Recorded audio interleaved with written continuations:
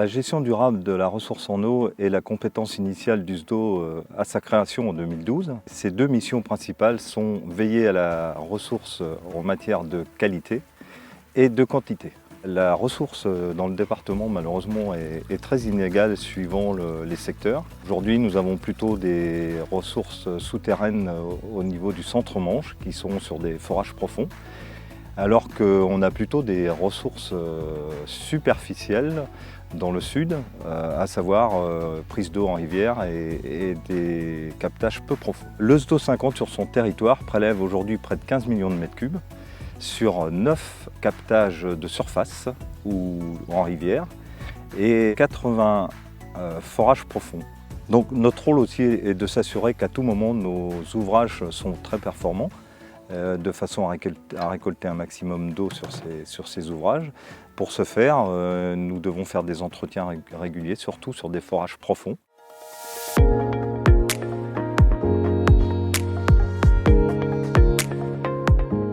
On met en place un système de protection de nos ressources sur le long terme par le biais de deux missions. Les périmètres de protection premièrement.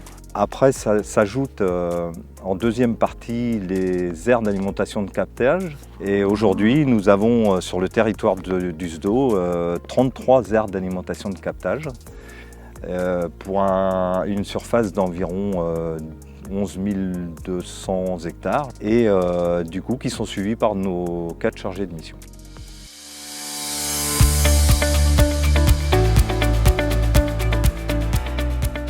Une aire d'alimentation de captage, c'est une surface qui est largement plus importante que les périmètres de protection. Elle englobe d'ailleurs les périmètres de protection, cette surface-là. Voilà. Concrètement, dans le département de la Manche, ça peut aller d'une dizaine d'hectares jusqu'à 2000 hectares. Et l'aire d'alimentation de captage, c'est l'échelle pertinente pour pouvoir lutter contre les pollutions dites diffuses et donc agir de façon durable et concrète sur la qualité de la ressource.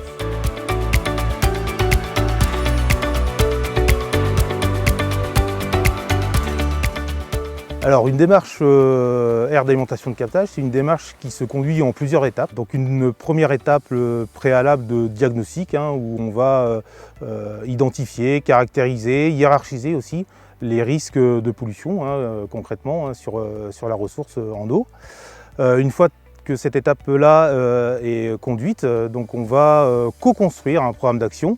Donc on va mettre autour de la table tous les acteurs de l'eau, donc les acteurs locaux, principalement les agriculteurs, les exploitants agricoles.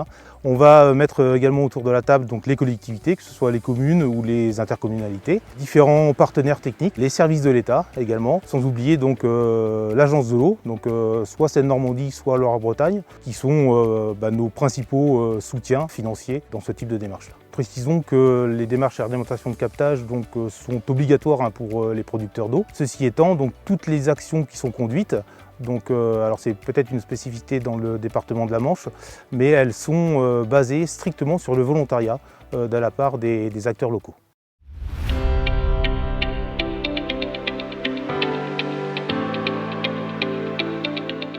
Dans le cadre de ces démarches d'animation, le SDO 50 engage sur chaque territoire, sur chaque AAC, avec les acteurs locaux, différentes actions et différentes thématiques en fonction des problématiques locales. Donc une des thématiques concerne l'azote, avec pour objectif de réduire le lessivage des nitrates vers la nappe. Le SDO accompagne les agriculteurs de manière individuelle avec du conseil technique, des analyses de sol, des analyses de reliquats d'azote ou d'effluents d'élevage. Le syndicat d'eau peut également accompagner les agriculteurs par des actions collectives, avec par exemple des pesées-dépendeurs pour mieux calibrer les quantités de fumier apportées, ou alors des essais sur les couverts hivernaux, afin d'avoir une protection hivernale des sols qui soit efficace l'hiver en période de drainage. Une autre thématique concerne les produits phytosanitaires avec pour objectif de réduire l'usage de ces produits sur les surfaces de l'AAC en travaillant particulièrement sur les techniques de désherbage puisque les désherbants, donc les produits herbicides, sont les molécules les plus à risque pour la ressource en eau. Le syndicat d'eau va engager des actions individuelles auprès des exploitants agricoles, comme du conseil technique sur le désherbage, mais également des actions collectives pour accompagner des techniques alternatives avec par exemple des démonstrations de désherbage mécanique ou encore accompagner les exploitants dans l'acquisition de ces matériels. Une thématique concerne l'évolution des systèmes avec pour objectif de favoriser des systèmes agricoles économes en intrants. Le syndicat d'eau propose des diagnostics personnalisés, techniques, avec une approche économique, afin d'accompagner les systèmes agricoles vers plus de prairies ou bien vers des conversions à l'agriculture biologique. Le syndicat peut proposer également des actions collectives pour promouvoir l'intérêt des prairies dans la préservation de sa ressource en eau, par le biais de groupes d'échange entre agriculteurs, des visites de fermes ou des portes ouvertes sur les exploitations.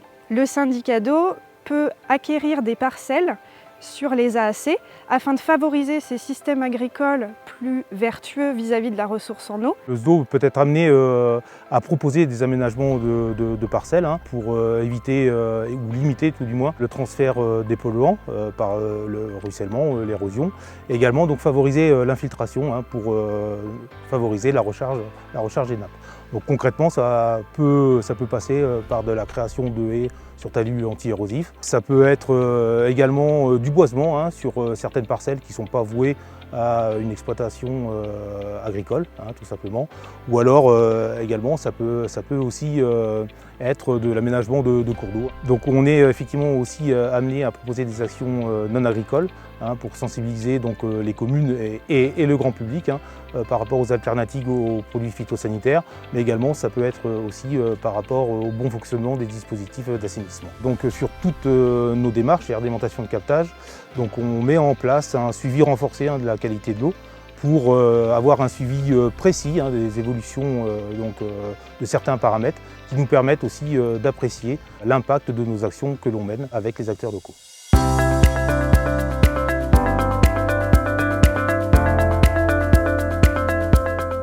Contrôler la ressource dans le temps par le biais du PGRE, plan de gestion de la ressource en eau, dont le volet d'eau potable a été confié au SDO 50 par le préfet à sa création en 2018. Ce PGRE pourra nous permettre d'anticiper sur d'éventuelles évolutions climatiques et nous permettre d'anticiper tantôt la ressource et aussi la demande à l'horizon 2050. À bientôt sur tvie.tv.